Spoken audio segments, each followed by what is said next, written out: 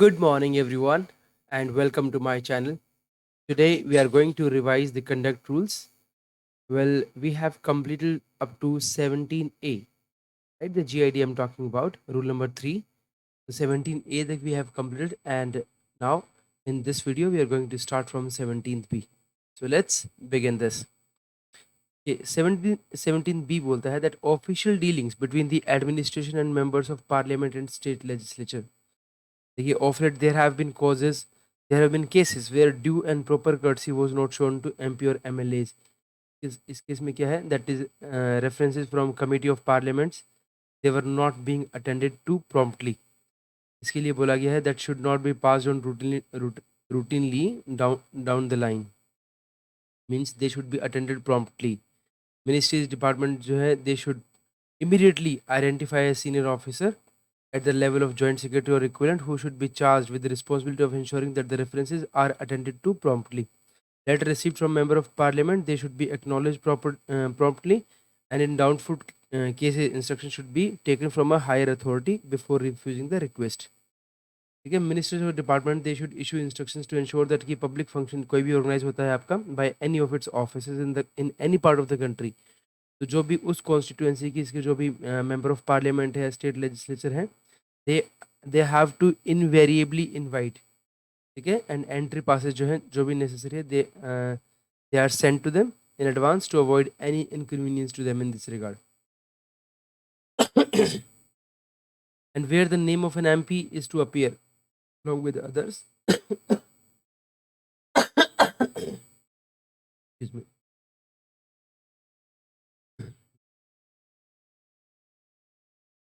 The name should be listed according to the position assigned to the MP in the warrant of precedence. जो warrant of precedence है उसके according जो है name assign हमें देना है, ठीक है। जैसे मान लीजिए आपने कोई एक इनवाइटिंग जो इनविटेशन कार्ड होता है वो बनवाया, तो उस पर जो जो प्रेफरेंस होगी ना वो सबसे पहले एमपी के है। एमपी को भी कैसे जैसे वारंट ऑफ प्रेसिडेंस है उस तरीके से आपको फॉलो करनी है, ठीक है। Same care should also be taken to address each of them that is as member of parliament. सबको मेंबर ऑफ पार्लियामेंट करके बोलना है, ना कि as a member of Lok Sabha और मेंबर ऑफ राज्यसभा। सिमिलरली अगर आपको बोलना ही मेंबर ऑफ लोकसभा, मान लीजिए आप बोलना चाहते हैं तो बोलेंगे member of parliament Lok Sabha, member of parliament Rajya Sabha, like this, ठीक है। Guidelines for official dealing with MP and MLA. देखिए जैसे कि जो एमपी और जो एमएलएज हैं occupy a very in are democratic setup a very important place as accredited representative of our people, right? So we should show courtesy, listen patiently, और इसमें बोला गया that we should act according to our own best judgment। जो आपको लगता है, मतलब इसके लिए कोई जैसे बोल दिया कि courtesy में बात करनी है, उसके बाद आपको अपनी खुद से जजमेंट लेनी है कि हमें हमारा बेस्ट क्या है, तो उस तरीके से बिहेव करना है। कोई भी डेविएशन होता है अगर मान लीजिए किसी अपॉइंटमेंट में, उनका आपको प्रॉम्प्टली एक्सप्लेन करना है, और फ्रेश अपॉइंटमेंट जो आपको फिक्स करनी है कंसल्ट करके उनसे। आप जो है मेटिकुलसली करेक्ट होने चाहिए, कर्टिस होने चाहिए। जब भी वो आपसे आते हैं मिलने के लिए, आप खड़े होकर आपको रिसीव करना है, सी ऑफ करना है, ठीक है, जाते वक्त। और इनवेरिएबली इनवाइट करना है किसी भी फंक्शन, पब्लिक फंक्शन में, अगर कोई भी गवर्नमेंट का ऑफिस उसको ऑर्गेनाइज करता है तो, ठीक है। और वारंट ऑफ ऑफिसर के अकॉर्डिंग आपको उस पब्लिक फंक्शन में जो है सीट्स को अरेंज करना है। लेटर्स को प्रॉम्प्टली एक्नॉलेज करना है, और लेटर जो भी sent at an appropriate level expeditiously, कोई भी जो है उसको एमओपी के अकॉर्डिंग, जैसे जो भी जिस लेवल से एक्सपीडाइट उसको करना है उस लेवल से आप करेंगे। Similarly if request is to be refuse, the instructions from higher authority should be taken. देखिए मान लीजिए कोई भी एक मैटर ऐसा लोकल इंपॉर्टेंस का है that must be furnish to MPs या एमएलए, लेकिन अगर आप थोड़ा सा भी डाउटफुल है कि इन्फॉर्मेशन हम प्रोवाइड कर सकते हैं नहीं कर सकते, in that case you have to consult your senior, and after that you have to refuse that even if you want to, then but वो बहुत ही पोलाइट मैनर में होना चाहिए। A government servant should not approach MLA और MP for sponsoring his individual case. तो नहीं है कि आप उनके पास पहुंच जाएंगे और अपने किसी भी सीनियर को जो है कॉल करवाएंगे इसके रिगार्डिंग, तो वो नहीं करवाना है, ठीक है। अपनी पर्सनल अपनी इंडिविजुअल को स्पॉन्सर नहीं करवाना है किसी भी काम के लिए, ठीक है। आगे इसके बाद है आपका ये कंडक्ट रूल्स का एक पार्ट है। कंडक्ट रूल आपके ऊपर एप्लीकेबल होता है अगर आप ऐसा करते हैं तो, ठीक है। Reference from committee of parliament must be attend promptly. जो भी कमिटीज़ वगैरह के तरफ से अगर कुछ आता है, जो कमिटी ऑफ पार्लियामेंट है उनकी, तो उनको आपको अटेंड करना है प्रॉम्प्टली। सीनियर ऑफिसर कम से कम एक जॉइंट सेक्रेटरी लेवल जो है equivalent should be charge with the responsibility for ensuring this, कि ऐसा हो। The officer should not ignore telephonic message. मान लीजिए आप जो है किसी भी एमपी एमएलए का अगर कोई भी फ़ोन आता है, तो उसको आपको इग्नोर नहीं करना है, ठीक है? तो क्या करना है उसको, they should try to contact at the earliest the concern member और पार्लियामेंट। 17th डी बोलता है आपका, observance at proper procedure in the official dealing between the administration and MP और एमएलए। देखिए कमिटी ऑफ प्रिविलेज है हमारी, ठीक है? वहाँ पर क्वेश्चन आ रहा था कि जो प्रिविलेज गिवन नोटिस जो है of by a member of parliament against a district collector, उसके लिए था कि that for having alleged order search office उनके होटल रूम की उन्होंने तलाशी कर ली थी वेयर ही वाज स्टेइंग, जैसे with a view to malign his reputation. उसके अंदर दो बेसिक क्वेश्चन उठे थे कि क्या जो सर्च है वो आपकी एब्सेंस में हुई थी, या फिर वो जो कोई बोनाफाइड एक्शन तो नहीं था just to ensure free and fair election. It was found कि वो जो होटल की जो सर्च है वो एब्सेंस में हुई थी फर्स्ट, ठीक है? और सेकेंडली जो है कोई भी ऐसा ऐसा केस नहीं था जहाँ पर वो बोनाफाइड एक्शन था एंश्योरिंग फ्री इलेक्शन का। इस केस में जो है उन्होंने अनकंडीशनल और रिपीटेड अपॉलॉजीज उन्होंने की है अपनी तरफ से डिस्ट्रिक्ट कलेक्टर ने, जिसकी वजह से no further action is taken, ठीक है? उसको ड्रॉप किया जा रहा है वहीं के वहीं। बट ये उसके अलावा जो है गाइडलाइंस कुछ इशू इशू की गई हैं इसके बाद, दैट वही जो गाइडलाइंस हमने पढ़ी कि कोई भी जो मिनिस्टर्स वगैरह हैं इनके आपको एमपी जो भी है उनको आपको वारंट ऑफ प्रेसिडेंस के अकॉर्डिंग उनको सिट करना है। कहीं भी ऑफिशियल जो भी कुछ काम होता है तो उसमें आपको इग्नोर नहीं करना है, उनके मैसेज को इग्नोर नहीं करना है, ठीक है? और ये बताया गया कि जो वारंट ऑफ प्रेसिडेंस के अकॉर्डिंग जो आपकी पोजीशन जो है मेंबर्स ऑफ पार्लियामेंट का, वो आपके सेक्रेटरीज़ के रैंक से भी ऊपर है। जो आपके डिपार्टमेंट के अंदर सेक्रेटरीज़ हैं तो उन रैंक से भी ऊपर होते हैं। तो yes, you have to pay due attention और ड्यू रिस्पेक्ट टू देम, ठीक है? Officer should not ignore telephonic या messages left to him by MP MLA in his absence and should try to contact MP MLA at the earliest, ठीक है? Next है आपका, जो भी अगर आपको कोई लेटर रिस्पॉन्स लेटर कोई भी आपके पास आता है, then you are suppose to give prompt response, ठीक है? कोई भी एमपी एमपी की तरफ से एमएलए की तरफ से कोई भी लेटर आता है, ठीक है? या फिर कोई भी एक मेंबर ऑफ पब्लिक या फिर रिकॉग्नाइज्ड एसोसिएशन या फिर किसी पब्लिक बॉडी के अंदर, तो ये बहुत इंपॉर्टेंट है कि आपको विद इन 15 डेज़ के अंदर उसको एक्नॉलेज करना है और नेक्स्ट 15 डेज़ के अंदर आपको रिप्लाई करना है, ठीक है? अगर आपको लगता है कि आप कोई डिले एंटिसिपेट कर रहे हैं इन sending a final reply, in this case आपको इन्फॉर्मेशन जो है ऑब्टेन करनी है। जैसे मान लीजिए किसी दूसरी मिनिस्ट्री से ऑब्टेन करनी है, इन दैट केस एक इंटरिम रिप्लाई जो है विद इन अ मंथ आपको भेजना है, इंडिकेटिंग द पॉसिबल डेट कि हाँ, इस डेट तक आपको हम रिप्लाई दे देंगे, ठीक है? नेक्स्ट है आपका official dealing between administration of parliament, यही है correspondence with member of parliament. जहाँ पर भी एक कम्युनिकेशन एड्रेस होगा टू अ मिनिस्ट्री और a secretary, then be replied to the या तो अगर कोई भी लेटर जैसे आपके पास आता है, जैसे जो जो मिनिस्टर को एड्रेस है या फिर सेक्रेटरी को एड्रेस है, then it has to be replied to by the minister और सेक्रेटरी हिमसेल्फ, ठीक है? और जहाँ पर ऐसा प्रैक्टिकेबल नहीं है तो reply should normally be issued under the signature of an officer of rank of secretary to the government. तो कम से कम सेक्रेटरी को ही रिप्लाई करना है उनका। जहाँ पर जो कम्युनिकेशन है is address to the head of an attached office, ठीक है? It should be replied by the addressee himself, उन्हीं को ही रिप्लाई करना है। And wherever policy issues are involve, तो वहाँ पर उसको आपको अप्रूवल लेना है कॉम्पिटेंट अथॉरिटी का, ठीक है? जो भी कॉम्पिटेंट अथॉरिटी है उसका रिप्लाई लेना। This is really very important कि जहाँ पर भी कोई पॉलिसी इशूज है, मान लीजिए कोई अटैच्ड ऑफिस है and where a policy issue is attach, तो उस केस में आपको कॉम्पिटेंट अथॉरिटी का अप्रूवल लेना है before a reply is sent. Minimum level at which such replies are sent is to the member of parliament is the under secretary. Information sought by member of parliament should be supplied unless it is of such nature that it would not it would have been denied to him, ठीक है? If similar information had been sought in parliament, मतलब वो information जो कि parliament में अगर आप दे सकते हैं तो मेंबर ऑफ पार्लियामेंट को भी आपको देने हैं, ठीक है? लेटर जो है वो लेजिबल होना चाहिए, जो आप भेजेंगे वहाँ से प्री प्रिंटेड या फिर साइक्लो स्टाइल्ड रिप्लाई जो है उसको आपको अवॉइड करना है। एक्स मेंबर ऑफ पार्लियामेंट जो है कोई भी अगर, तो उनको उनका अगर आपके पास मान लीजिए कोई रेफरेंस आता है, कोई लेटर आता है, then it may be sent by the concern divisional head after obtaining approval of the secretary. Secretary से अप्रूवल लेने के बाद जो भी आपके जो डिविजनल हेड है वो उसको रिप्लाई कर देंगे, राइट? इन केस देखिए, in case the reference is address to a lower level officer, अगर मान लीजिए कि जो ये किसी का भी किसी को मतलब कि नीचे लेवल पर अगर किसी लोअर लेवल ऑफिसर पर को एड्रेस किया जा रहा है, ठीक है, in case the reference is address to a lower level officer, then it should be sent by the officer on his own in non policy cases. जब कोई भी नॉन पॉलिसी केसेस होता है तो इस केस में हम जो है उनको भेज सकते हैं। अगर एक excuse me,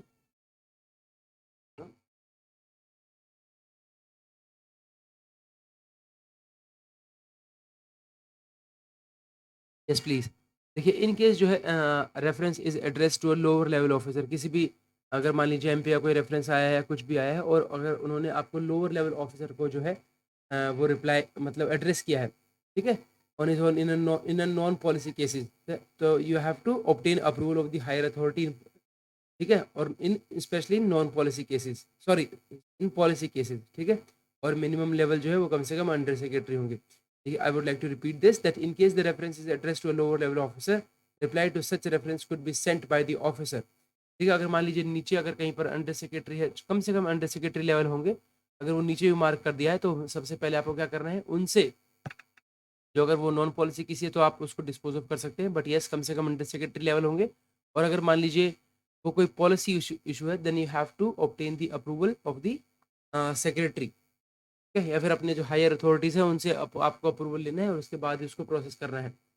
then prompt cases to letters received, उनको जो भी आपको मेंबर ऑफ पार्लियामेंट या फिर किसी भी member of public recognized association के कोई भी मेंबर है या पब्लिक बॉडी है आता है तो आपको विद इन 15 डेज उसको एक्नॉलेज करना है और रिप्लाई करना है विद इन नेक्स्ट 15 डेज। कोई डिले एंटिसिपेट कर रहे हैं या फिर कोई आपको कुछ ऑब्टेन करना है अनदर मिनिस्ट्री से, तो एक कम से कम एक इंटरिम रिप्लाई जो है विद इन अ मंथ आपको सेंड करना है। अगर आपको लगता है कोई भी एक जो कम्युनिकेशन है that is wrongly address to a department, आपको आपकी तरफ से गलत हो गया, गलत आपको मार्क कर दिया गया है, then it should be transferred promptly within a week, एक वीक के अंदर आपको ट्रांसफर करना है to the appropriate department under intimation to the party concern, जो भी पार्टी कंसर्न है उसको बताते हुए, राइट। तो इसके अंदर वही बोला गया है, यही गाइडलाइंस है हमारे पास। जो अगर कंप्लीट गाइडलाइंस की बात करें तो हमें कर्टसी शो करनी है, कंसिडर केयरफुली और लिसन पेशेंटली, ठीक है, अपनी अपनी बेस्ट जजमेंट के अकॉर्डिंग आपको काम करना है। Any division from an appointment आपको प्रॉम्प्टली एक्सप्लेन करना है, फ्रेश अपॉइंटमेंट के लिए कंसल्ट करना है, मेटिकुलसली करेक्ट होना चाहिए, आप कर्टिस होने चाहिए। अरेंजमेंट कोई भी अगर आप मान लीजिए अरेंजमेंट करने अगर आप मान लीजिए आपके पास पहले से प्रायर अपॉइंटमेंट है मिनिस्टर जी की, तो उसके इसमें आपको मेंबर ऑफ पार्लियामेंट की, तो आपको पहले से उनके अरेंजमेंट करने हैं उनका, जैसे व्हीकल की एंट्री करा देनी है, ठीक है, या फिर आपको रिसीव करने जाना है, इस तरीके से। पब्लिक कोई भी फंक्शन होता है तो आपको कंफर्टेबल सीटिंग अरेंजमेंट्स करनी है, वहाँ पर ऑर्डर ऑफ सीटिंग हो जाएगा डायस पर, should be made for members keeping in view of the fact कि वो जो रैंक जो है ना उनका, वो सेक्रेटरी गवर्नमेंट ऑफ इंडिया के उससे भी ऊपर है, और आपको वारंट ऑफ प्रेसिडेंस के अकॉर्डिंग काम करना है। इनविटेशन कार्ड्स और जो मीडिया इवेंट्स हैं इन द कॉन्स्टिट्यूंसी में include the name of the members of that constituency who has confirmed, जिन्होंने भी कंफर्म किया पार्टिसिपेशन के लिए उनका नाम उस पर मेंशन होगा। फर्दर क्लैरिफाई किया जाता है कि कॉन्स्टिट्यूंसी जो है किसी भी मेंबर ऑफ पार्लियामेंट की, अगर मान लीजिए वो एक डिस्ट्रिक्ट से ज़्यादा पर फैली हुई है, then MP should invariably be invited to all the function, तो आपको उनको वहाँ पर बुलाना है। स्पेशल केयर देनी है वहाँ पर जहाँ पर notice to be given to them in a good time, ठीक है, कम से कम आपको थोड़ा मतलब उनके पास टाइम हो अटेंड करने का, टाइम डेट वेन्यू एक्सेट्रा आपको मीटिंग को पहले उनको इन्फॉर्म कर देना है। पीडीआर मतलब जो सबसे फास्ट कम्युनिकेशन है वहाँ से आपको उनको कम्युनिकेट करना है, और वहाँ से जो भी रिसीट है उसको कंफर्म कर लेना है कि हाँ यस जो एमपी हैं वो उसको अटेंड करना चाहेंगे। सेकेंडली आपको letters from member of parliament एकदम प्रॉम्प्टली आपको एक्नॉलेज करना है उसको, ठीक है। इन्फॉर्मेशन और स्टैटिस्टिक्स, कोई भी आपका लोकल इंपॉर्टेंस है, मान लीजिए कोई भी एमपी अगर आपसे कोई इन्फॉर्मेशन चाह रहे हैं, कोई भी इन्फॉर्मेशन या फिर स्टैटिस्टिक्स से रिगार्डिंग, तो आपको क्या करना है, वो इन्फॉर्मेशन आपको प्रोवाइड करनी है, ठीक है। और इसके अलावा अगर मान लीजिए आप चाहते हैं मतलब आपके पास वो डिनाई करनी है, तो आपको प्रॉपरली उनको कर्टियस वे में डिनाई मतलब उनको बताना भी है। सिमिलरली एक सॉफ्ट कॉपी जो है उसको उनको जो है वाया ईमेल भी भेजनी है। अगर इन्फॉर्मेशन मान लीजिए can not be given, if it is to be refuse, तो इंस्ट्रक्शंस लेनी है आपको हायर अथॉरिटी से, and reason for not funding the information जो है that should be there in the reply. Member of parliament जो है अगर मान लीजिए कोई लेटर आपको रिसीव होता है, if it is in English, and आपका जो रिप्लाई है अगर आपको हिंदी में देना है, इस केस में क्या करेंगे आप, एक इंग्लिश ट्रांसलेशन पहले आप हिंदी में भेज देंगे, पर उसके साथ में एक इंग्लिश ट्रांसलेशन जो है शुड ऑल्सो बी सेंट, ठीक है, ताकि उनके कन्वीनियंट रहे, कन्वीनियंट के लिए, specially for non Hindi speaking जो एरियाज़ है उनके लिए। References from the committee of parliament, उनको आपको बहुत अच्छे से जो है प्रॉम्प्टली अटेंड करना है। कोई भी मैसेज को टेलीफ़ोन को, एसएमएस को, आपको ईमेल्स वगैरह जो भी एमपी से रिसीव होती है, उनको आपको इग्नोर नहीं करना है, ठीक है? You have to try to contact them at the earliest. जो power of member of parliaments है, दे आर क्लियरली और एडिक्वेटली डिफाइंड, ठीक है? तो आपको इस तरीके से उनको फॉलो करना है। Similarly should not approach MP. Government servant जो है वो किसी भी तरीके से एमपी या एमएलए को अप्रोच नहीं करेंगे for sponsoring individual case, otherwise उनके ऊपर रूल 20 सीसीएस कंडक्ट रूल्स के अकॉर्डिंग उन पर जो है एक्शन लिया जाएगा। सेकंड आता है आपका 17G। 17G बोलता है, इसमें 17G बोलता है आपका official dealings between the administration and members of parliament and citizen. देखिए, कोई भी कमेटी है जो on violation of protocol norms as recommended की रिलेटिंग टू ऑफिशियल डीलिंग्स, ठीक है? अ, यही है कि आपको एकदम पूरा प्रॉपर जो प्रोसीजर है उसको आपको फॉलो करना है। ओके, यही जो जो हमने अभी बात करी ना, ये सब कुछ यही सारी इनको डीलिंग करना है। देन इसके इसके बाद आता है कि guidelines on official processing should strictly आपको फॉलो करना है, रिकमेंड करना है। Discouraging and desisting this state government to involve private companies. देखिए, हमें ये डिस्करेज करना है कि कोई भी जो स्टेट गवर्नमेंट है या फिर जो है उनको डिस्करेज करना है इस चीज़ के रिगार्डिंग कि वो किसी भी प्राइवेट कंपनीज को इन्वॉल्व ना करे, किसी भी एजेंसीज को इन्वॉल्व ना करे इन ऑर्गेनाइजिंग और sponsoring their functions which essentially fall under the domain of state government, ठीक है? नेक्स्ट है आपको सेंसिटाइज करना है then with regard to their duties and obligation in so far as the movement of member of parliament in general and more particularly during the parliament session. Excuse me.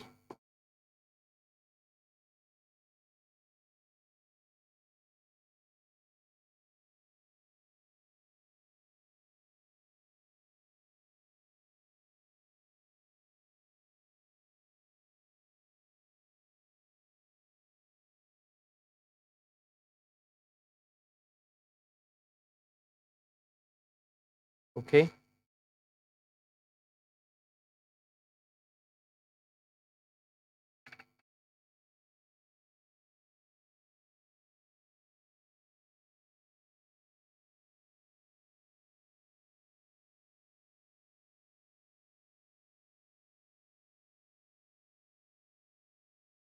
Alright, तो हमें कहीं ना कहीं सबको sensitize करना है about these guidelines with regard to their duties क्या है, ऑब्लिगेशंस क्या है, जब भी किसी भी मेंबर ऑफ पार्लियामेंट की मूवमेंट होता है वहाँ पर, ठीक है?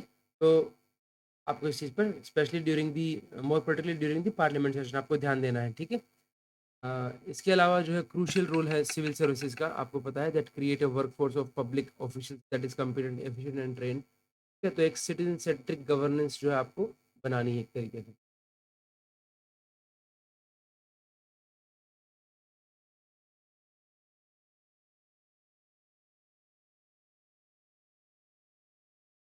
ओके, इसके अलावा आपको एक ये आपको पता ही है इनविटेशन टू फंक्शंस की, कोई भी मिनिस्टर या एमपी है, उनकी अगर कॉन्स्टिट्यूंसी के अंदर कोई भी जो गवर्नमेंट का फंक्शन होता है तो आपको इनवेरिएबली उनको इनवाइट करना है, proper and comfortable seating arrangement करना है उनको। अगर वो नहीं भी आते हैं तब भी वो सीट आपको वैकेंट रखनी है।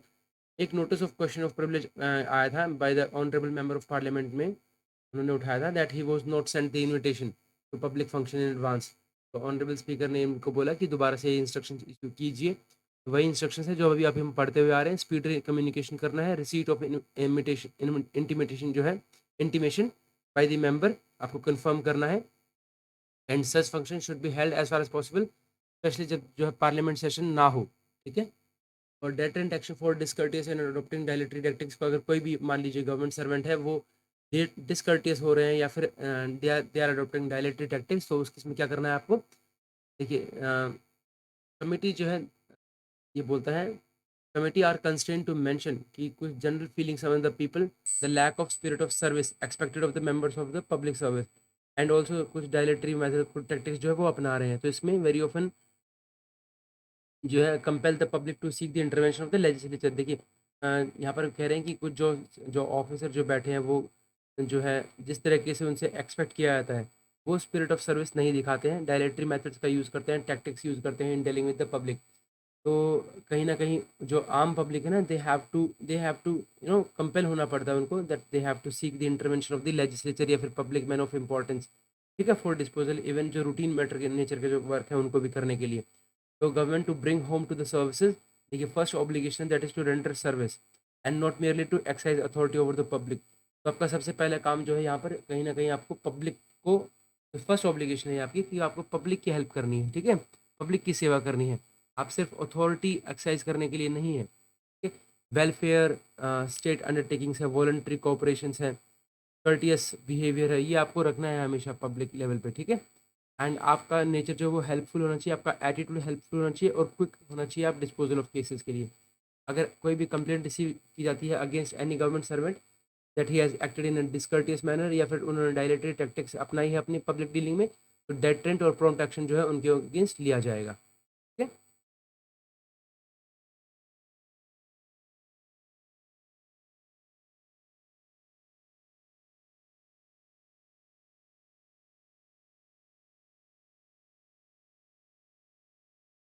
एक सेकंड दीजिएगा प्लीज़।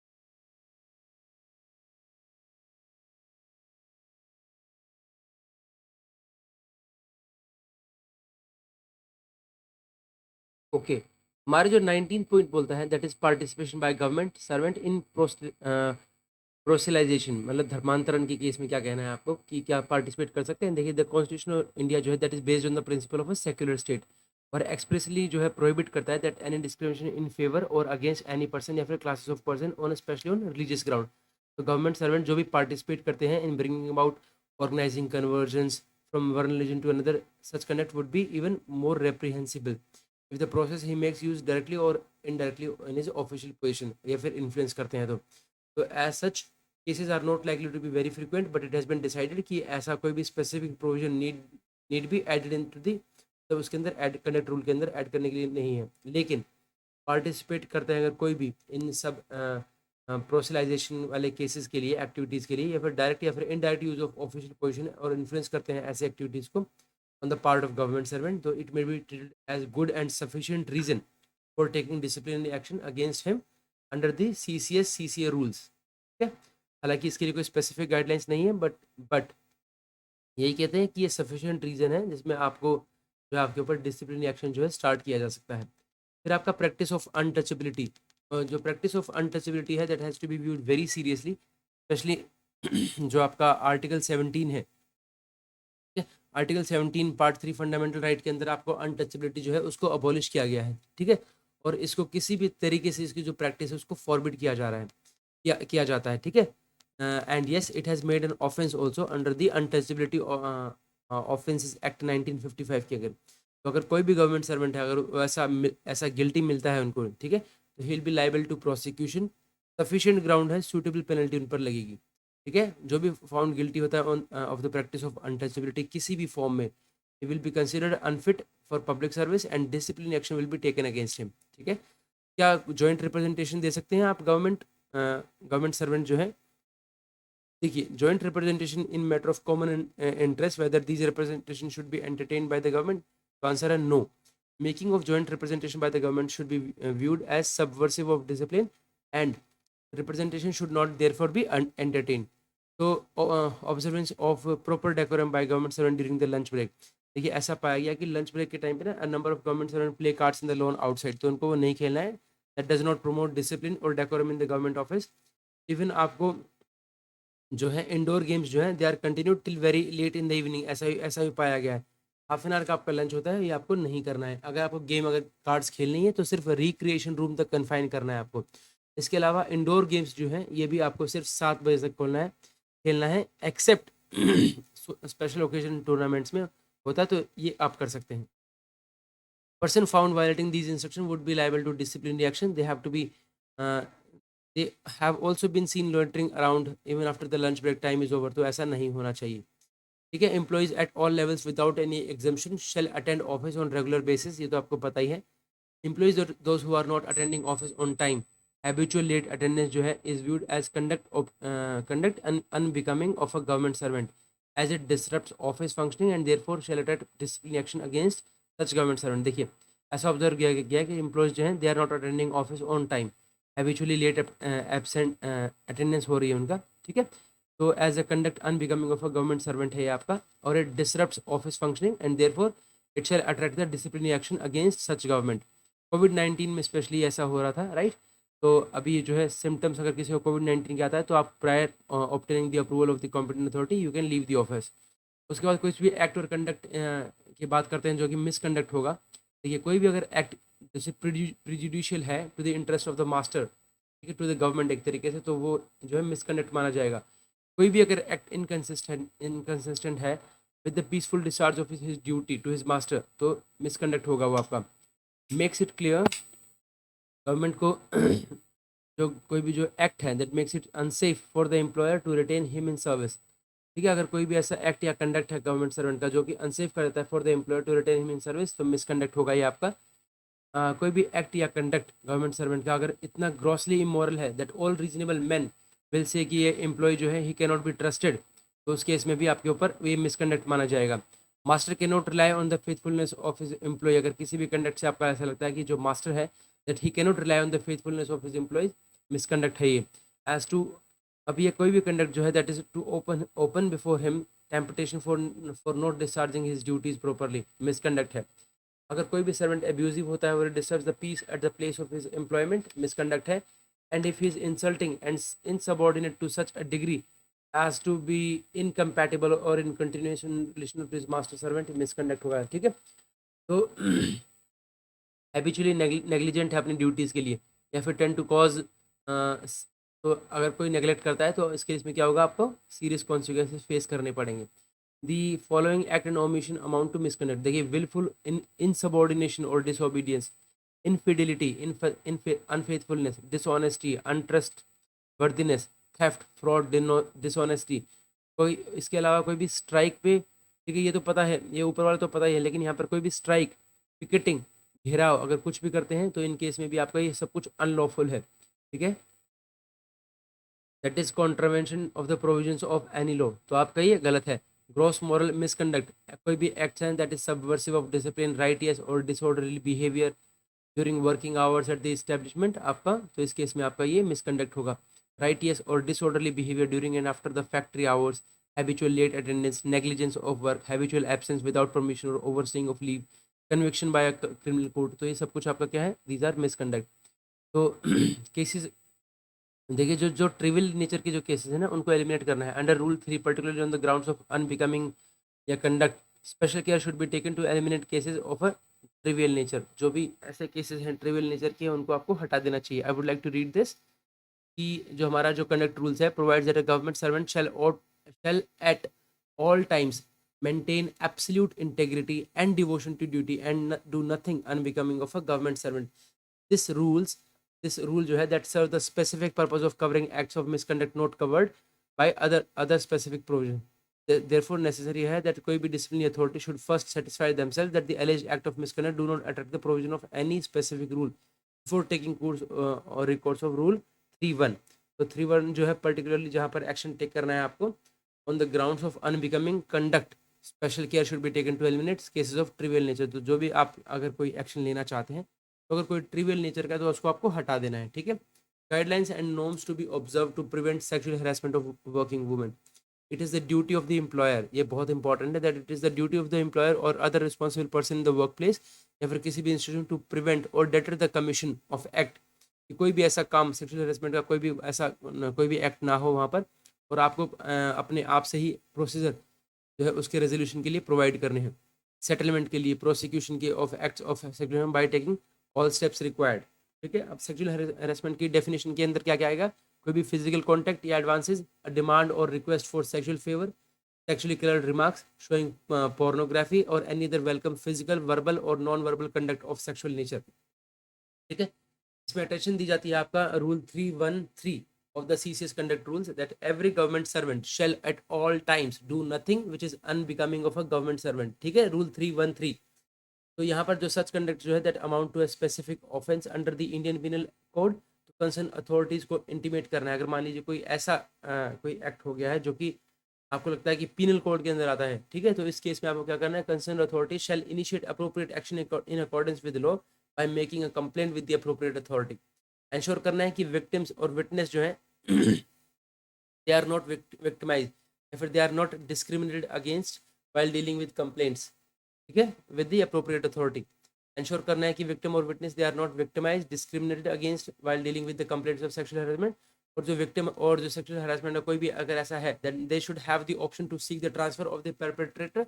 जो भी दोषी है उसका भी आप जो है एक तरीके से वो कर सकते हैं कि उसका भी ट्रांसफर करवा सकते हैं, और अगर आप चाहें अपना ट्रांसफर लेना तो अपना भी ट्रांसफर हो सकता है आपका. ठीक है, कंप्लेंट मैकेनिज्म क्या है आपका, कंप्लेंट मैकेनिज्म शुड एंश्योर कि time bound treatment of complaints. ठीक है, पर्टिकुलरली जो है वुमेन ऑफिसर्स होने चाहिए और जो कि इन कंप्लेंट्स को हैंडल करेगा सेक्सुअल हैरेसमेंट के केस में.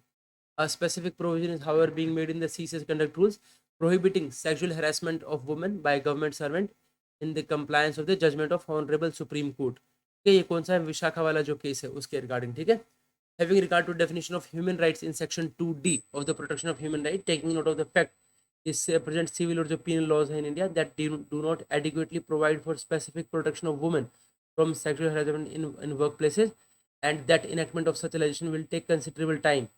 तो इसीलिए जो है विशाखा एंड अदर्स के केस में जो है ऑनरेबल सुप्रीम कोर्ट ने 1997 में एक जजमेंट दी थी. उसके अकॉर्डिंग आपको it is the duty of the employer और other responsible person in work place and other institution, ठीक है, उनकी है दैट इज़ टू प्रिवेंट और deter the commission of act of sexual harassment. ठीक है, क्या है ये, कोई भी डेफिनेशन कहती है इसकी, कोई भी unwelcome sexually determined behaviour that is physical contact या advance a demand or request for sexual favors, sexually colored remarks showing pornography and any other unwelcome physical, verbal or non-verbal conduct of sexual nature, तो इसके अंदर consider किया जाएगा. Secondly, such conduct can be humiliating and may constitute a health or a safety problem. कोई भी ऐसा काम जहाँ पर जो आप बोलते हैं कि रीजनेबल आपको एप्रीहेंशन लगती है आपको दैट अ विक्टिम एम्प्लॉयमेंट जो है उसकी उस पर कोई फ़र्क पड़ेगा, whether she is drawing salary or honorarium or voluntary, whether in government, public, private enterprise, such conduct जो है can be humiliating and may constitute a health or a safety problem. तो ये आपको when a woman has a reasonable grounds to believe that her objection would disadvantage her in connection with her employment or work, including recruiting or promotion, or when it creates a hostile work environment. देखिए ये भी important है, तो आपको अपने तरफ से preventive steps लेना है. अगर आपको लगता है कि उनकी सेफ्टी पर, उनकी हेल्थ पर कोई फ़र्क पड़ रहा है लेडी की, ठीक है, तो वो आपको ऐसा कोई भी चीज़ जो है नहीं होने देना है वहाँ पर. ठीक है, when the woman has a reasonable ground to believe कि हर ऑब्जेक्शन है उसका would disadvantage her in connection with her employment, अगर वो ऑब्जेक्ट करेंगी ऐसा कि उनकी एम्प्लॉयमेंट पर कोई फ़र्क पड़ेगा या फिर उनका कोई भी वर्क जो है शायद दैट इज़ रिक्रूटिंग और प्रमोशन में कोई फ़र्क पड़ेगा, और जहाँ पर आपको कहीं पर भी लगता है कि हॉस्टाइल एनवायरनमेंट क्रिएट हो रहा है, तो आपको अपनी तरफ से प्रिवेंटिव स्टेप्स लेने हैं. ठीक है, देखिए जो आपको एक्सप्रेस करना है कि ये प्रोहिबिशन ऑफ सेक्सुअल हैरेसमेंट जो है that it is make sure कि आपको नोटिफाइड हो, पब्लिश हो और सर्कुलेट हो अप्रोप्रिएट वे में. इंक्लूड करना है rules regulation prohibiting sexual harassment and provide for appropriating penalties in such rule against the offender. Private employees को भी जो है स्टैंडिंग ऑर्डर्स देने हैं आपको इंडस्ट्रियल एम्प्लॉयमेंट एक्ट 1946 के अकॉर्डिंग. ठीक है, क्रिमिनल प्रोसीडिंग देखिए जहाँ पर कुछ ऐसा कंडक्ट हो that amounts to specific offence under the Indian penal code, तो आपको एम्प्लॉयर को initiate appropriate action in accordance with law by making a complaint with the appropriate authority. Victims और विटनेस जो है दे आर नॉट विक्टिमाइज, आपको ये make sure करना है. ठीक है, इसके अलावा victims of sexual should have the option to seek transfer of the perpetrator और देयर ओन ट्रांसफर. ठीक है, अप्रोप्रिएट डिसिप्लिनरी एक्शन जो है इन केस में लेना है आपको. कंप्लेंट मैकेनिज्म क्या होगा, that should B ensure that time bound treatment करनी है आपको उन जो भी कंप्लेंट्स है. कंप्लेंट कमेटी के अंदर कौन कौन होगा, दिस रियली वेरी इंपॉर्टेंट कि एक कंप्लेंट कमेटी बनाई जाएगी जिसके अंदर एक स्पेशल काउंसलर या फिर जो अदर सपोर्ट सर्विस होगा including the maintenance of confidentiality, आपको मतलब कॉन्फिडेंशियल मेंटेन करना है उसके अंदर.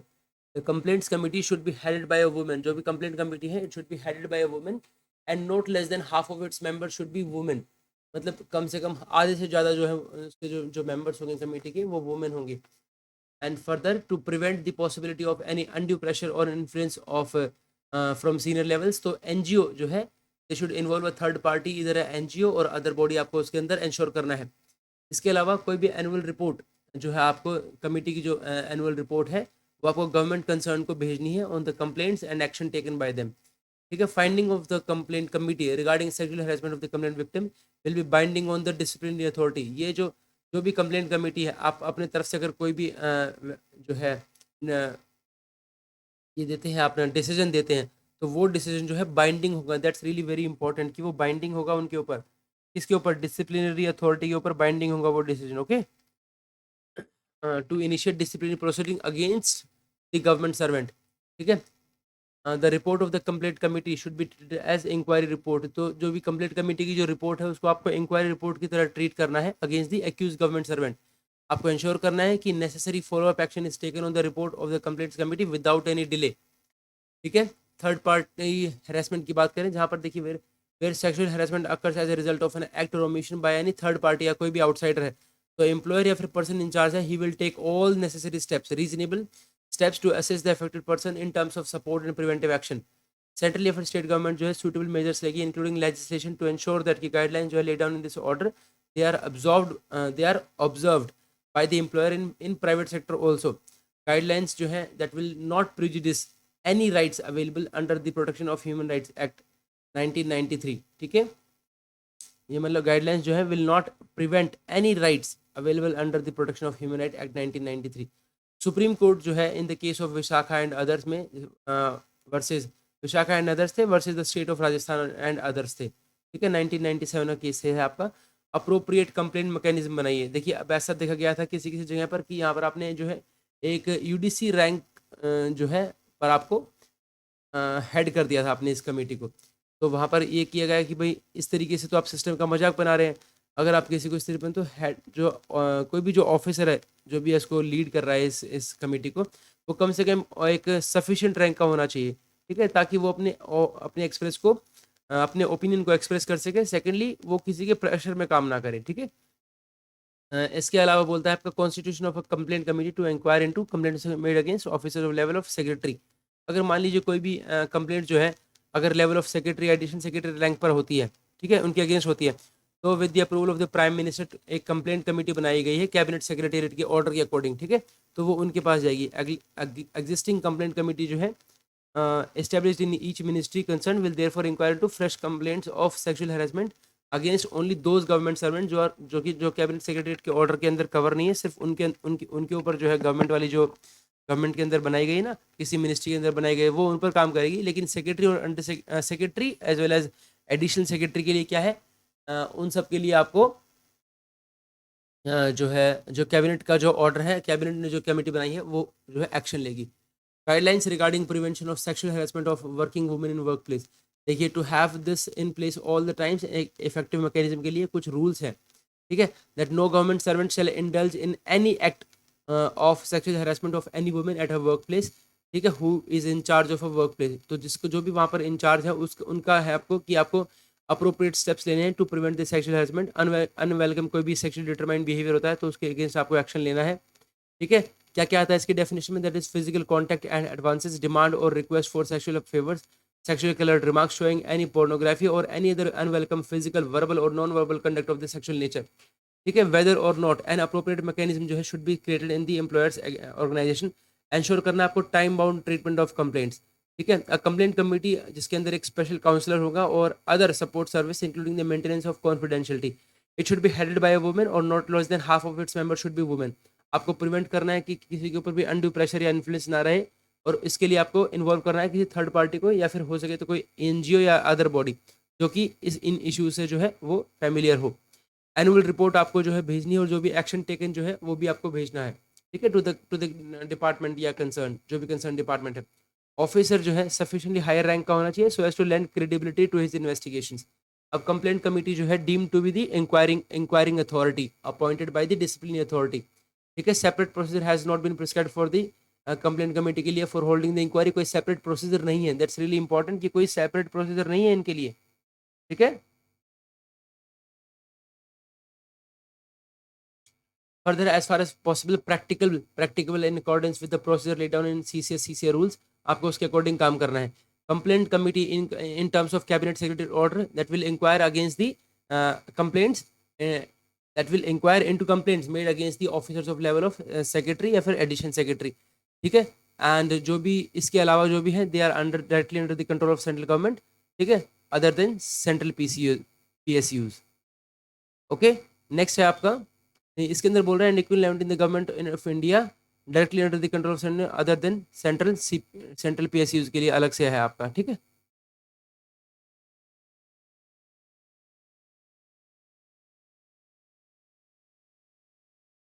यहाँ पर एक चीज़ बोलना चाहेंगे, पढ़ना चाहेंगे. The complaint committee in terms of cabinet secretary order, ठीक है, ये इंश्योर करेगी सेक्रेटरी और इनके अगेंस्ट अगर कोई भी कंप्लेंट या फिर इक्विवेलेंट लेवल गवर्नमेंट में कोई भी है तो, ठीक है, directly under the control of central government जो भी है उसको डील करेगी other than central PSUs. Okay. Central PSUs के लिए जो है कैबिनेट सेक्रेटरी का ये जो ऑर्डर है ये उनके ऊपर नहीं चलेगा, उनके ऊपर अलग से वहाँ पर उन्हीं की जो PSUs है वहाँ पर आपका मतलब अलग से होगा. ठीक है. As regards provisions for protection of women, Vishakha guidelines है that should be strictly in accordance with the judgment and steps should be taken to ensure कि committee is effective and functional at all times. ठीक है. It would also be desirable for the committee to meet once a quarter even if there is no live case. अगर कोई live case नहीं है तब भी जो है आपको जो है मिलना है. ठीक है. एक क्वार्टर में एक बार. ऑलराइट. तो हमारे पास अब 2013 में जो है एक sexual harassment of women at work place prevention prohibition and redressal act 2013 आया है. ठीक है. इंपॉर्टेंट है कि जो विशाखा गाइडलाइंस 1997 में जब इशू हुआ था उसके बाद जो है ये सेक्सुअल हैरेसमेंट फॉर वुमेन, इसको हम बोलते हैं SHWWPPR एक्ट. ठीक है. Sexual harassment of women at work place prevention prohibition and redressal act of 2013. That's really very important. तो अलाइनमेंट ऑफ कह रहे हैं कि अलाइनमेंट ऑफ सर्विस रूल्स जो आपको इसके अकॉर्डिंग करना है. ये प्रोमलगेट कब हुआ? 22 अप्रैल 2013 को. उसके अंदर और इसके जो रूल्स आए हैं वो कब आए हैं? 2000 दैट इज 9 दिसंबर 2013 को. ठीक है. तो एक्ट और रूल्स जो है they are available at a website. Ministry of women और चाइल्ड डेवलपमेंट के अंडर में आता है ये. ठीक है. Similar provisions exist in the relevant service rules on the central services not govern by CCS conduct rules या CCSC रूल. ठीक है. देखिए prohibition of sexual harassment of working women क्या कहता है? कमिटी कोई भी जो कॉन्स्टिट्यूट करती है in each ministry department of under the CCS conduct rules shall inquire into complaints of sexual harassment in accordance with the जो हमारा जो sexual harassment of working women at work place. और ये है आपका prevention prohibition and redressal act 2013 है. उसके according आपको कमिटी जो भी कॉन्स्टिट्यूट की जाएगी मिनिस्ट्री में वो CCS कंडक्ट रूल्स के according it shall inquire into complaints as per the rule. ठीक है. As per this act the committee will as far as practicable follow the procedure जो CCSC रूल्स के अंदर दे रखा है उसको करेगी for conduct of the inquiry. ठीक है. दैट्स रियली इंपॉर्टेंट कि जो कमिटी है as far as possible practicable follow करेगी उस प्रोसीजर को जो कि प्रिस्क्राइब कर रखा है आपको CCS कंडक्ट रूल्स में. ठीक है. फॉर 1965 में if any complaint is received directly by the committee, अगर मान लीजिए डायरेक्टली कमिटी के पास कोई कंप्लेंट आ रही है the same shall be refer to the appropriate disciplinary authority and the committee shall inquire into the complaint on the complaint being referred to it by the disciplinary authority. मान लीजिए कोई complaint directly उनके पास आती है तो सबसे पहले वो डिसिप्लिनरी अथॉरिटी के पास उसको रेफर करेंगे और उसी के बेस पर जस्ट बिकॉज आपके पास आई है और उस पर आप एक्शन जो है स्टार्ट कर देंगे. I would like to revise this that if any complaint is received directly by the committee, अगर कोई भी ऐसी कंप्लेंट है जो कि डायरेक्टली जो है कमिटी के पास आती है then the same shall be referred to the appropriate discipline authority. तो उनको आपको रेफर कर देना है and the committee shall inquire into the complaint on the complaint being referred to it by the disciplinary authority. ठीक है. And the committee will shall inquire into the complaint on the complaint being referred. जैसे वो उनके आपके पास refer की जाती है उस पर आप एक्शन स्टार्ट कर देंगे. ठीक है. In addition the committee will have the power to recommend to the employer क्या ट्रांसफर कर सकते हैं ऑफ द अग्रीव्ड वुमेन या फिर charge officer to any other work place to grant leave to the aggrieved women. यहाँ पर एक important है कि आपको 3 मंथ्स की जो वुमेन को है वो आप उनको लीव ग्रांट कर सकते हैं अग्रीव्ड वुमेन को. ठीक है. और वो जो लीव होंगी ना ये किसी और लीव के अगेंस्ट में नहीं दी जाएंगी. मतलब ये आप एक तरीके से अलग से वो लीव्स दी जाएंगी in addition to the leave she would be otherwise entitled to. ठीक है. इसके अलावा grant such other relief to the गरीब एज मे बी प्रिस्क्राइब, इसके अलावा कोई अदर ग्रांट अगर मान लीजिए प्रिस्क्राइब है तो वो भी आप दे सकते हैं। इसके अलावा to deduct from the salary और wages of the charge officer, जो भी चार्ज ऑफिसर उससे आप जो है सैलरी से डिडक्ट कर सकते हैं कुछ भी amount, such amount as may be consider appropriate to be paid to the aggrieved women और टू हर लीगल हियर्स, ठीक है।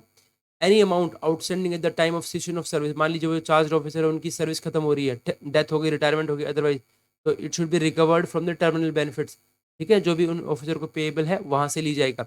सच compensation will not amount to penalty, और ये जो कॉम्पनसेशन है it will not amount to penalty under rule 11 CCA rules in terms of explanation of rule 11, ठीक है।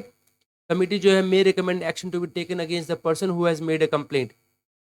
देखिए अगर कोई भी कमेटी को लगता है कि किसी के जो एलिगेशन है वो मेलिशियस है, अग्रीव्ड वुमेन जो है she is produced any forced या फिर मिसलीडिंग डॉक्यूमेंट और recommend action against any witness, ठीक है, अगर कोई भी फॉल्स एविडेंस आप प्रोड्यूस करते हैं, कोई भी फोर्स या मिसलीडिंग डॉक्यूमेंट अगर आप प्रोड्यूस करते हैं तो आपके ऊपर एक्शन जो है हो जाएगा, ठीक है।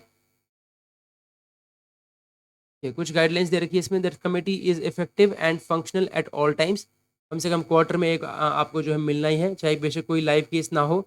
Complaint committee shall at all times be in existence, ठीक है, हमेशा एग्जिस्टेंस में रहेंगे। एंड चेंजेस अगर कोई होता है इनकी कॉम्पोजिशन में वेर एवर नेसेसरी तो वो प्रॉम्प्टली आपको करने हैं, ठीक है। और हमारे पास 2013 में ही जो है एक तो अप्रैल में और एक 9 दिसंबर 2013 में, और जो एक्ट आया था हमारा किस डेट को आया था, एक्ट आया हमारा 22 अप्रैल है शायद, यस 22 अप्रैल को, और 9 दिसंबर 2013 को हमारे पास रूल्स आ गए थे सारे, ठीक है। तो आपको फॉलो करने हैं, हर एक मिनिस्ट्री में उसके अकॉर्डिंग बनाना है। एनुअल रिपोर्ट भेजनी है आपको इसके रिगार्डिंग कि कितने नंबर ऑफ केसेस फाइल किए, कितने आपने डिस्पोज ऑफ किए, वो मिनिस्ट्री कंसर्न को भेजना है, ठीक है। इसके अलावा एनी पर्सन जो भी एग्रीव्ड है विद द रिकमेंडेशंस, ठीक है, he may prefer an appeal to the court और ट्रिब्यूनल, ठीक है, जो प्रिस्क्राइब कर रखा है उस वे में कर सकते हैं वो।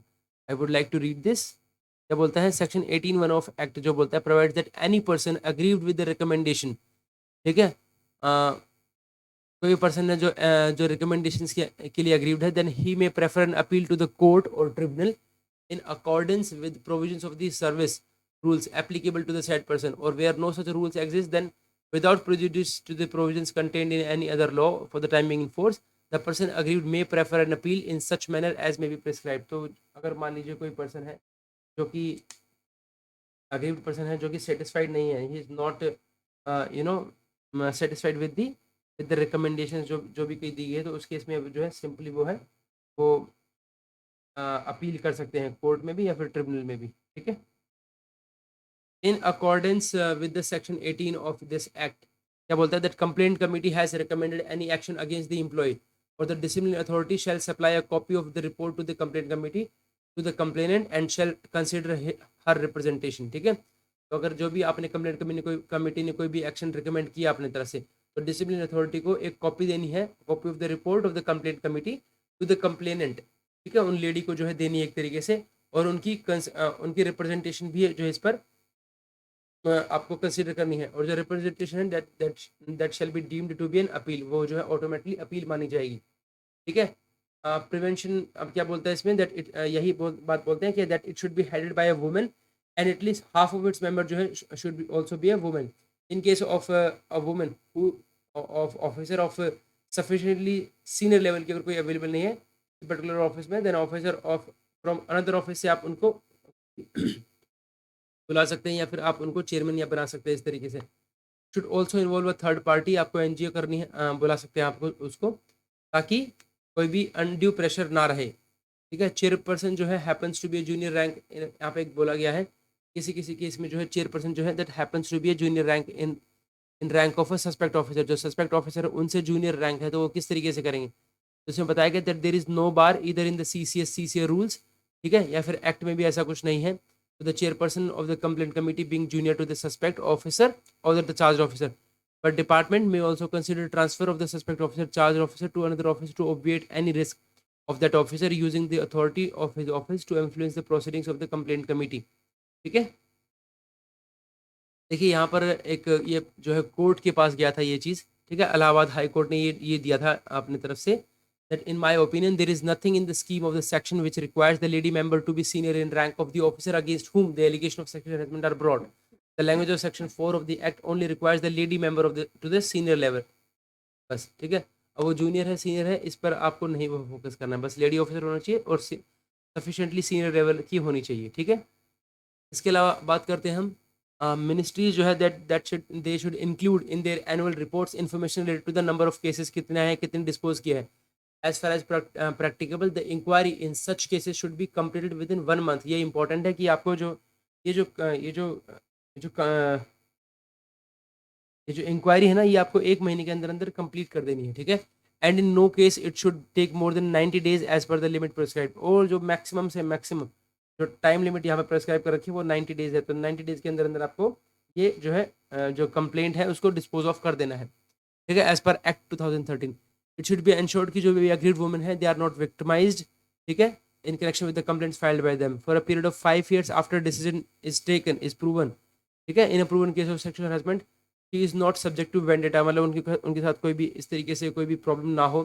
She should not be posted under the respondent, कभी भी उनके अंडर में ना पोस्ट किया जाए। और any other person where there may be reasonable ground to believe that she may be subjected to harassment. अगर आपको लगता है कि उनका हरासमेंट हो सकता है वहाँ पर तो उनको आपको वहाँ उनको पोस्ट नहीं करना है। In case of any victimization the complainant may submit a representation to the secretary. अगर जो है कि कोई भी उनको लगता है विक्टिमाइजेशन का जो भी विक्टिम है जिन्होंने कंप्लेंट दी थी, तो अगर उनको लगता है कोई भी प्रॉब्लम है तो वो सीधा सेक्रेटरी को रिप्रेजेंट कर सकते हैं,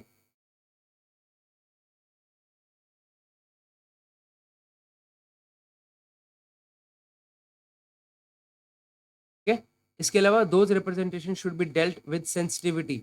आपको इन रिप्रेजेंटेशन को है आपको सेंसिटिविटी के साथ जो है डील करना है in consultation with the complaint committee, ministry department और head of the department in other cases and a decision taken within 15 days of the submission of the same. देखिए जब भी आपके पास कोई भी विक्टिम जो है जैसे पहले से ही वो विक्टिम है और अगर वो आपके पास एक कंप्लेंट करती है, वो सबमिट करती है एक रिप्रेजेंटेशन सेक्रेटरी वगैरह को, ठीक है, या फिर एचओडी वगैरह को, तो these representation should be dealt with sensitivity, ठीक है, वो आपको सेंसिटिविटी से डील कर रहे हैं, ठीक है, in consultation with the with the complaint committee या मिनिस्ट्री या एचओडी के साथ कंसल्ट करके, ठीक है।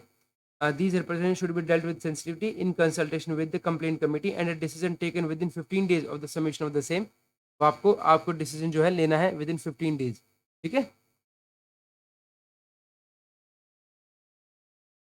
ठीक है। इसके अलावा एक सेकंड ध्यान दीजिएगा, yes, all ministries shall furnish a monthly report, ठीक है। अब हर एक मिनिस्ट्रीज को they have to submit a monthly report of women and child development giving details of a number of complaints received disposed of और action taken in this case, वो आपको बताना है, ठीक है। नेक्स्ट है आपका implementation of leave provision.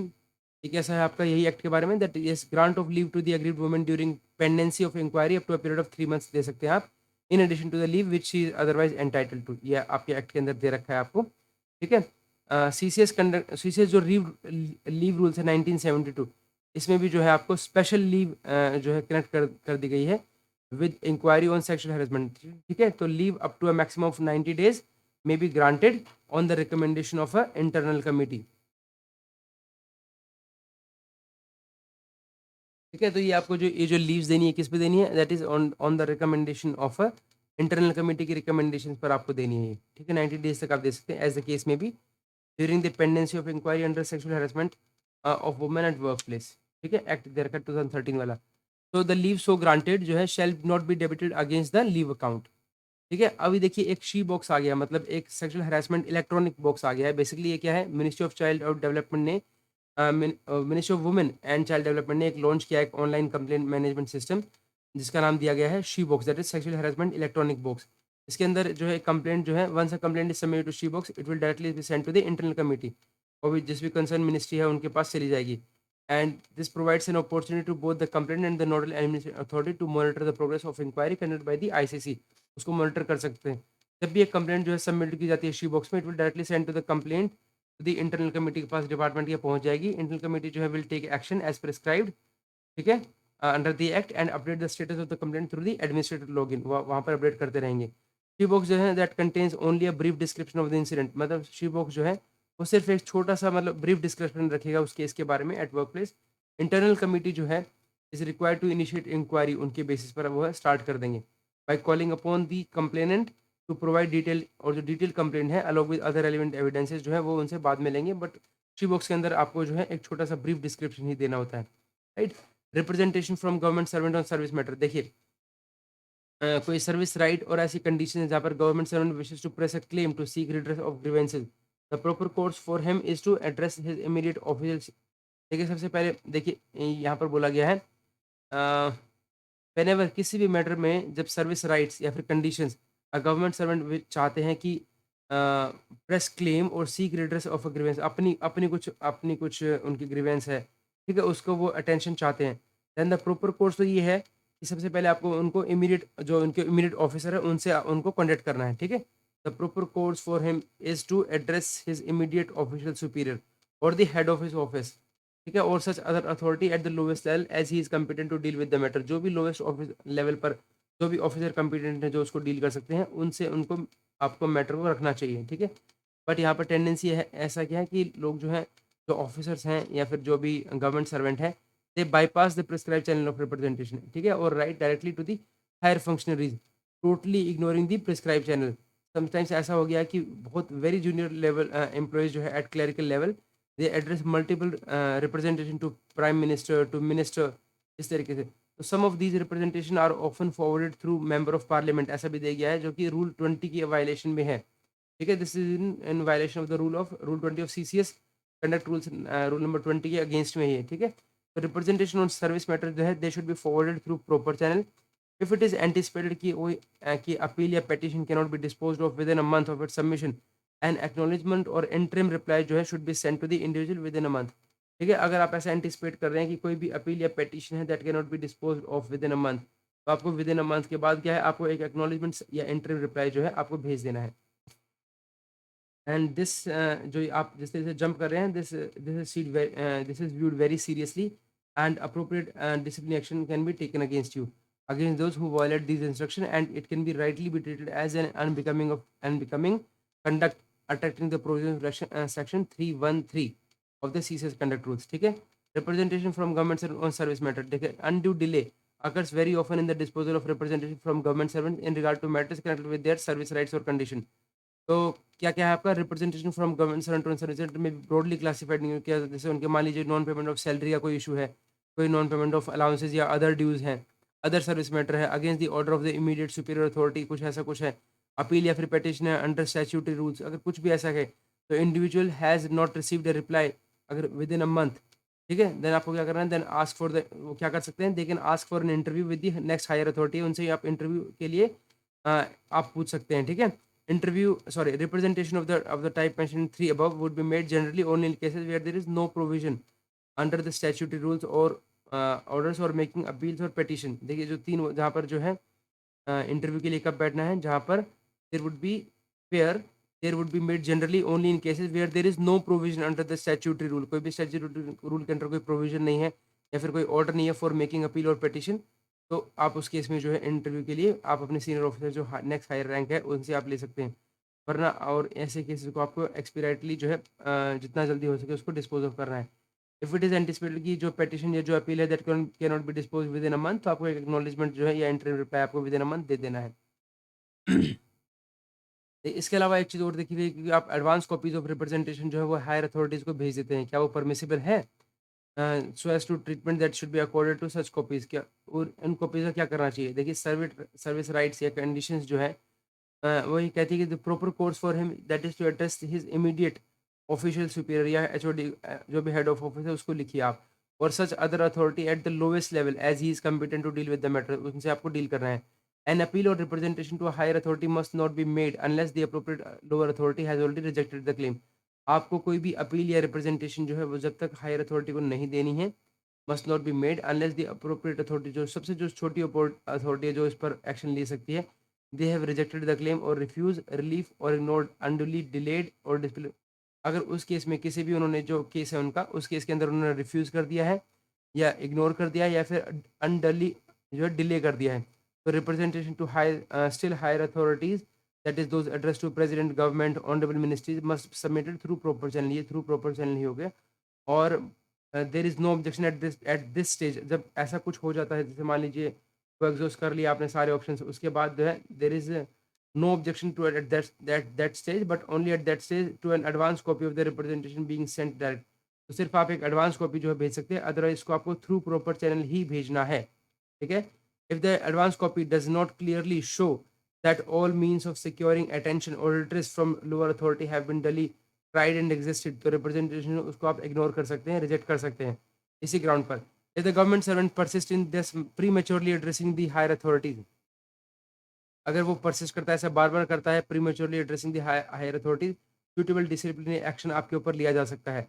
Advance copy shows clearly that all appropriate lower authorities have been duly addressed and exhausted, then it should be examined to ascertain whether on the facts as stated some grounds for interference or some further consideration appear prima facie to exist। कोई भी जो अगर मान लीजिए कोई ऐसा senior officers के जैसे जैसे गवर्नर हो गया, ऑनरेबल मिनिस्टर हो गया, इनके केस वहाँ पर आप हैं पोस्टेड और वहाँ पर अगर कोई ऐसी ग्रीवेंस आती है, सबसे पहले आपको यही चेक करना है कि क्या उन्होंने सब कुछ जो नीचे वाले जो जितने भी जो चैनल्स थे क्या उनको एग्ज़ॉस्ट कर लिया है? अगर उन्होंने लिख के दिया कि हाँ कर लिया है और उसके साथ में कॉपी लगाया है, तो आपको प्राइमा फेसी देखना है कि क्या-क्या ऐसे इश्यूज़ हैं जो कि आपको आपको देखने जिनको आप रिड्रेस कर सकते हैं, तो उन पर आपको फ़ोकस करना है। ठीक है? मतलब ग्राउंड फॉर इंटरफेरेंस आपको देखने हैं उसके अंदर क्या है, ठीक है? Even where some grounds for interference और further consideration appear to exist, तो appropriate lower authority should be asked within a reasonable time to forward the original representation with its report and comments on the points urged। देखिए, अगर आपको कोई भी लगता है कि कुछ ग्राउंड्स है फॉर इंटरफेरेंस या फिर फर्दर कंसिडरेशन के, तो आपको अप्रोप्रिएट लोअर अथॉरिटी है, उनको उनसे पूछना है आपको एक रीजनेबल टाइम के अंदर to forward the original representation, कि आप ओरिजिनल रिप्रेजेंटेशन दीजिए हमें, उसकी रिपोर्ट दीजिए, अपने आपने जो कमेंट्स दिए हैं वो बताइए हमें। This is ordinarily no justification for the passing of any orders. ये ऑर्डरली जो है कोई जस्टिफिकेशन नहीं है कोई भी ऑर्डर पास करने के लिए या फिर कोई on any representation without thus ascertaining the comments of the appropriate. तो जब तक आप लोअर अथॉरिटी या कोई भी कमेंट्स नहीं लेंगे, आप इस पर एक्शन नहीं लेंगे, ठीक है? ठीक है, ये बोलता है this is ordinary no justification for passing any orders और on any representation without thus ascertaining the comments of the appropriate lower authority. तो इस तरह से उनके आपको कमेंट्स लेने ही लेने हैं। सम गवर्नमेंट सर्वेंट्स जो हैं they are in representation also to outside authorities, like किसी-किसी को भेज देते हैं who are not directly concerned, जैसे कि ऑनरेबल मिनिस्टर को भेज दिया, सेक्रेटरी को भेज दिया, मेंबर ऑफ पार्लियामेंट को भेज दिया दूर से। This is the most objectional practice है, that is contrary to official property and subversive of good discipline.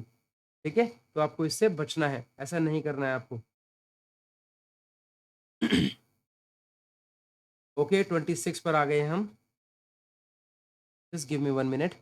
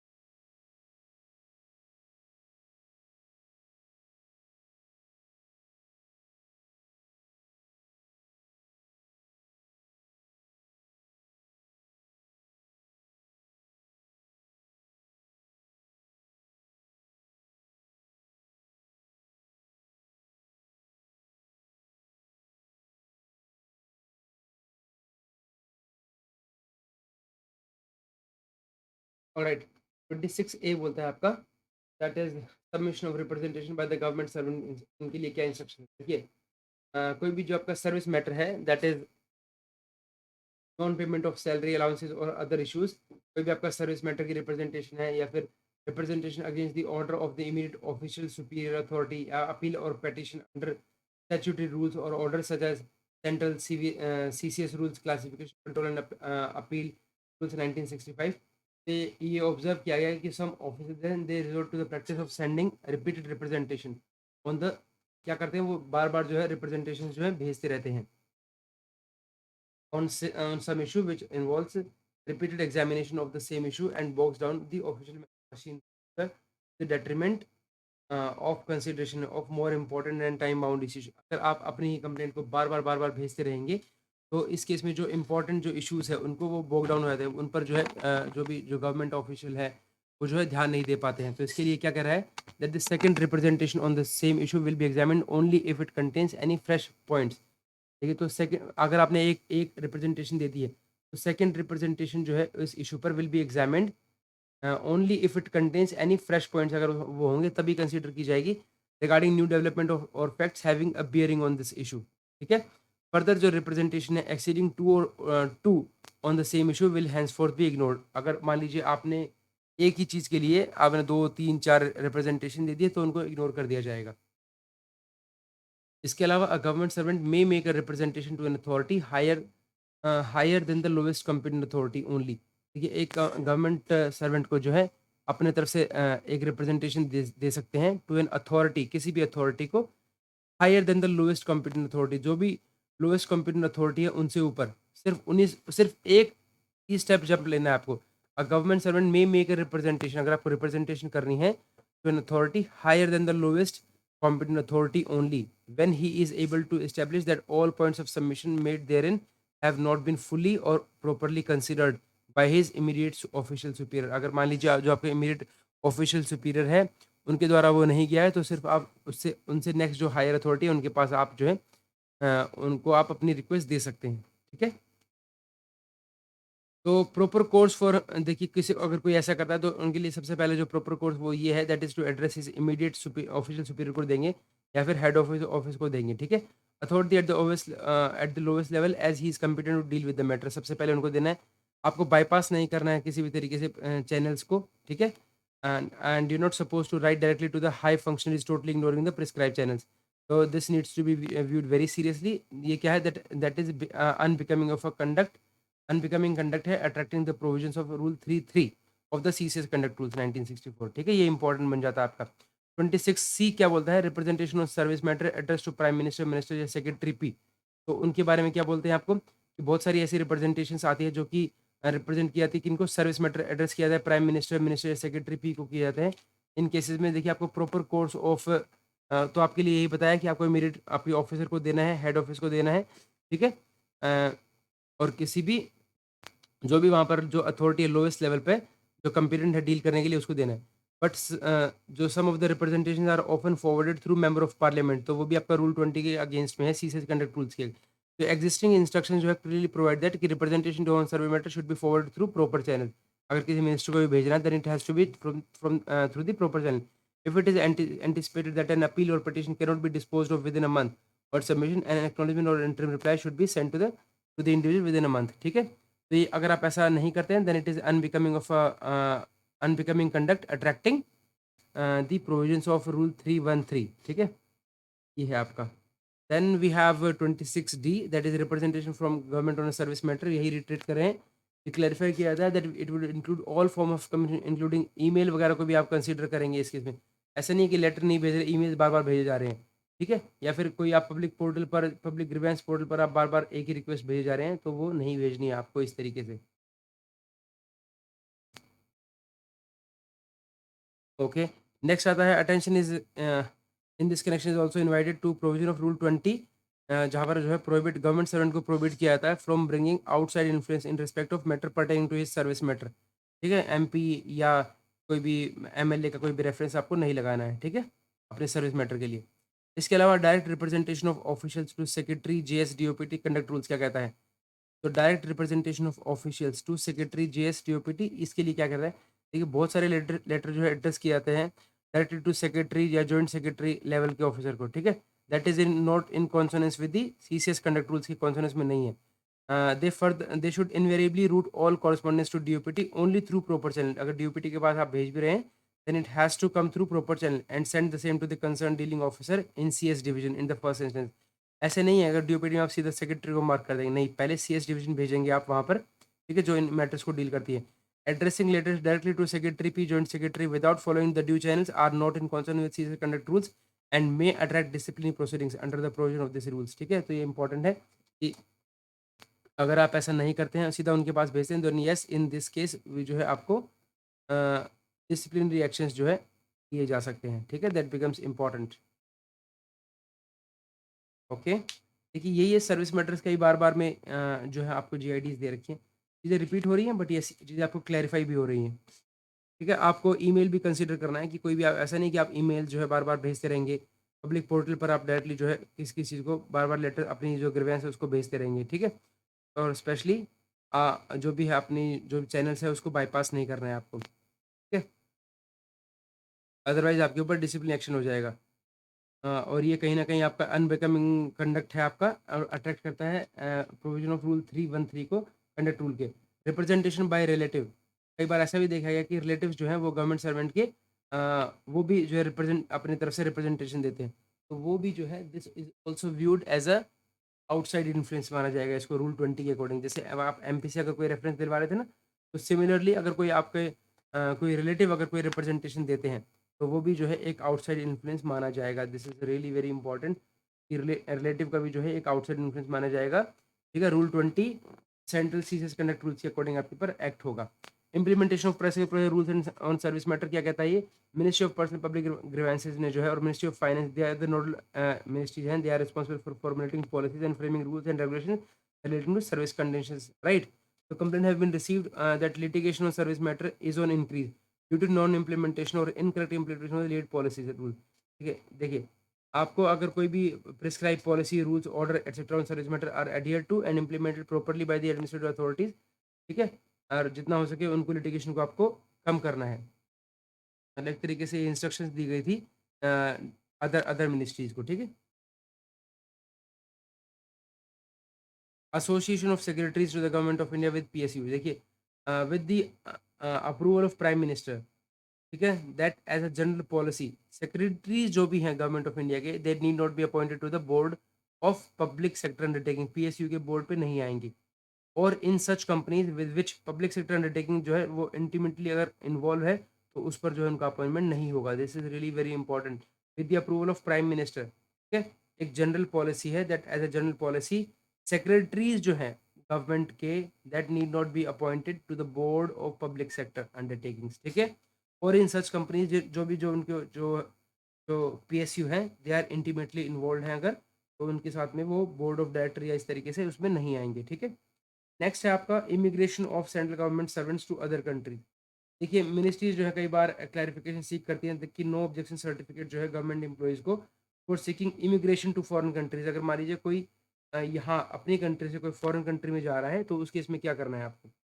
तो matter has been considered carefully और इसको डिसाइड किया है कि no government servant shall apply for seek immigration to any other country so long as he is in government service.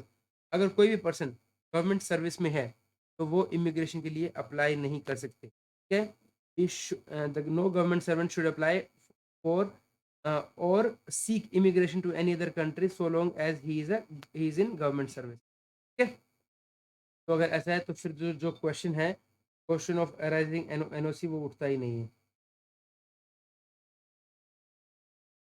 Okay? 30 ए बोलता है हमारे पास requirement of taking prior permission by government servant for leaving station और headquarter. कि क्या लेनी है आपको prior permission by government servant? देखिए, whether government servant is required to take prior permission station headquarter के लिए ड्यूरिंग लीव्स और otherwise specially for visiting abroad. ये क्या कह रहा है? स्पेशली फॉर विजिटिंग अब्रॉड, उस केस में क्या करना है आपको? तो इसके लिए एफआर 11 बोलता है that unless in any case it be the otherwise distinctly provided, अगर अदरवाइज आपको बता रखा है the whole time of a government servant is at the disposal of the government, ठीक है, विच पेज हिम, ठीक है? तो आर्टिकल 56 बोलता है आपका सिविल सर्विस रेगुलेशन का कि no officer is entitled to pay and allowances for any time he may spend beyond the limits of his charge without authority. बोला गया है कि अगर कोई भी पर्सन जो है beyond the limits of his charge, अगर कोई जाता है विदाउट अथॉरिटी, तो उसको जो है कोई पे अलाउंस जो है नहीं मिलेगा, ठीक है? ये सर्विस रूल बोलता है आपको, दैट मीन्स आपको वो जो है आपको लेनी पड़ेगी। तो it is implicit in these provisions that a government servant is required to take permission for leaving station headquarter and so when he proposes to go abroad during such absence as such visit may have wider implications। कहीं ना कहीं ये important बन जाता है, it's implicit in these rules, कहीं ना कहीं आपको जो है परमिशन लेनी पड़ेगी।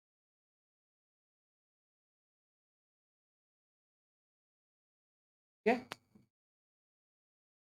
CCS लीव रूल्स 1972 बोलता है, in case the leave applied for the purpose of visiting foreign country is sanction. अगर मान लीजिए कोई भी लीव जो है आपकी, जो leave applied for for purpose of visiting foreign country, अगर वो सैंक्शन की जाती है, इट वुड इम्प्लाई कि जो permission for going abroad is also granted, and therefore leave sanctioning authority should keep this aspect in mind while granting the leave applied for. जो है वो जो जैसे ही आप लीव कोई भी फॉरेन कंट्री का कोई ज़्यादा अगर वो सैंक्शन की जाती है, तो ऑटोमेटिकली जो परमिशन है for going abroad is granted. ठीक है। तो जो भी लीव सैंक्शनिंग अथॉरिटी है, that should keep this in mind while granting the leave applied for. In the case of officers who are competent to sanction leave for themselves. ठीक है, ये भी ये भी इंपॉर्टेंट पॉइंट है कि कोई कोई ऑफिसर्स हैं जो कि those who are competent to sanction leaves for themselves, वो खुद से कर सकते हैं। तो they should obtain permission for leaving the station from their superior authority. But उस केस में भी they should obtain the permission for leaving station from their superior authority से उनको लेना है। ठीक है। Failure to obtain permission to competent authority before leaving station headquarters, especially for foreign visit, is to be viewed very seriously and may entail discipline। देखिए, अगर मान लीजिए कोई भी सीनियर ऑफिसर जो खुद से अपने आप को लीव दे सकते हैं, उनको भी अगर वो फॉरेन विजिट पर जा रहे हैं, specially only in case of foreign visit, that has to be viewed very seriously. अगर वो बिना इंटीमेशन के जाते हैं, बिना परमिशन के जाते हैं, तो उन पर भी डिसिप्लिन एक्शन जो है स्टार्ट हो सकता है। ओके। तो granting leave, the sanction authority shall take prior approval if the required for permitting officer to go abroad as per existing. जब भी वाइल ग्रांटिंग लीव, जो सैंक्शनिंग अथॉरिटी है, they shall take prior approval required. अगर मान लीजिए कोई भी prior approval required है, तो आपको कंपिटेंट अथॉरिटी को वो प्रायर अप्रूवल लेना है for permitting the officer to go abroad as per the existing instructions. Okay. Government servant जो है, they should take permission for leaving station headquarter, specially for private visits abroad. इसमें कहता है, leave sanctioning authority while granting leave shall take prior approval for permitting the officer to go abroad as per the existing instructions. क्योंकि एक बार ऐसा देखा गया था, एक high court, Delhi high court का एक जजमेंट है, जिसके अंदर जो एक गवर्नमेंट ऑफिसर है, वो 161 टाइम्स जो है प्राइवेट विजिट किया फॉरेन कंट्रीज में विदाउट परमिशन। हाई कोर्ट ने ऐसा डायरेक्ट किया central government to frame guidelines on foreign visits of the government servant. Ensure करना है government servant take prior permission before leaving visit abroad as required under the instruction. Means अगर हम छुट्टी पर भी जाते थे, हम अपने हेडक्वार्टर जब लीव करके जाते हैं, तो हमें प्रायर परमिशन लेनी पड़ती है ना। सिमिलरली विजिट जब आप अप्रोड करेंगे, तो भी आपको लेनी। ठीक है। नेक्स्ट आता है आपके पास 31A, that is recommendation of committee on service litigation regarding representation made by the government employees requiring examination in ministries department. देखिए, एक रिप्रेजेंटेशन आई है made by a government employee requiring examination only in a ministry or department should be disposed of within a maximum period of 6 weeks। कुछ recommendations हैं कुछ service litigation के regarding कुछ committee की। वो क्या है? रिप्रेजेंटेशन मेड बाय गवर्नमेंट, कोई भी गवर्नमेंट एम्प्लॉय अगर कोई रिप्रेजेंटेशन देता है, दैट रिक्वायर एग्जामिनेशन, वो जो है दैट रिक्वायर एग्जामिनेशन, सिर्फ जो है मिनिस्ट्री के अंदर अंदर ही उसको एग्जामिन करना है। ठीक है। तो it should be dispose of, कब डिस्पोज हो जानी चाहिए? With in a maximum period of 6 weeks, मतलब 1.5 महीने के अंदर अंदर आपको डिस्पोज ऑफ कर देनी है। एंड इफ रिक्वायर एनी, अगर उसके अंदर मान लीजिए इंटर डिपार्टमेंटल कंसल्टेशन की जरूरत है, तो उन रिप्रेजेंटेशन को वो नॉर्मली जो है with in maximum period of 3 months के अंदर अंदर डिस्पोज ऑफ कर देनी चाहिए। फाइनल रिप्लाई जो है वो सेल्फ कंटेन होना चाहिए and it should cover all the points raised by him. ठीक है, कि where the representation is rejected on the grounds, therefore should be, अगर मान लीजिए आप रिजेक्ट कर रहे हैं उसकी कोई भी एप्लीकेशन, तो it should be clearly indicated कि हम इस रीजन की वजह से ऐसा कर रहे हैं। राइट। अब हम आ गए 31B पर। ओके। 31B क्या कहता है? That is rule 11 of CCA rules जो है 1965, that penalties ranging from censure to dismissal. ठीक है। रूल 11 जो है आपका CCA रूल्स का कहता है, उसके अंदर प्रोवाइड करता है penalties from censure to dismissal may be imposed on a government servant for good and sufficient reason. अगर होता है तो आप वो लगा सकते हैं, सेंश्योर से लेकर डिसमिसल। तो disciplinary proceedings could be initiated if an officer adopts a dilatory attitude. अगर कोई भी पर्सन कोई भी डायलेटरी एटीट्यूड अपनाता है, डिले करता है डिसीजन मेकिंग में, और या फिर हरासमेंट करता है एक तरीके से पब्लिक को, तो इन दीज केसेस रूल 3, मतलब रूल जो 11 है CCA रूल्स का, सेंश्योर से लेकर डिसमिसल तक कुछ भी लग सकता है उनके ऊपर। Right. I hope this is clear. चलिए, अब हम पहुंच चुके हैं रूल नंबर 4 पर। इस वीडियो को हम यहीं पर समाप्त करते हैं और दूसरी वो जो नेक्स्ट वीडियो है, हम उसमें स्टार्ट करेंगे 4th नंबर से, right? With this, thank you so much and have a great day.